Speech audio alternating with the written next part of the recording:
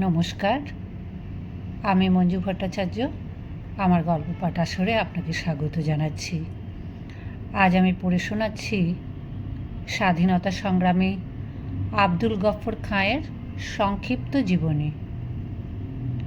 উত্তর পশ্চিম সীমান্ত প্রদেশের সর্বভারতীয় নেতা আব্দুল গফর খাঁ আজীবন গান্ধীজির অনুসৃত নীতিকেই মেনে চলেছেন। ইংরেজদের বিরুদ্ধে ভারতীয় মুসলমানদের খিলাফত আন্দোলনে আব্দুল গফর খাঁ ঝাঁপিয়ে পড়েন।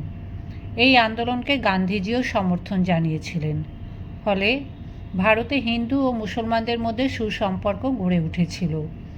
খিলাফত আন্দোলন যে সফল হয়েছিল তার মূলে ছিলেন চারজন সর্বভারতীয় নেতা, দুই ভাই মোহাম্মদ আলী ও শওকত আলী, আব্দুল গফর খাঁ এবং মহাত্মা গান্ধী স্বয়ং। গান্ধীজির ডাকা লবণ আন্দোলনের অন্যতম নেতা ছিলেন গফর খাঁ। ডান্ডি অভিযানেও তিনি হলেন অন্যতম অংশগ্রহণকারী। 1942 খ্রিস্টাব্দে যখন ভারত ছাড়ো আন্দোলন শুরু হয়, গফর খাঁর নেতৃত্বে তা ভারতের পশ্চিমাঞ্চলে বিস্তার লাভ করে। গফর খাঁর সাংগঠনিক শক্তি ছিল দুর্দান্ত।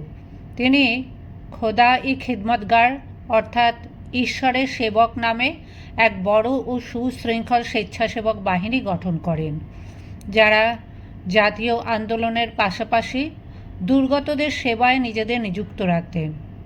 আব্দুল গফর খাঁ মনে ও বিশ্বাসে কোনো রকম ধর্মবিদ্বেষের স্থান ছিল না। তার স্বপ্ন ছিল স্বাধীন, ধর্মনিরপেক্ষ, অখণ্ড ভারত।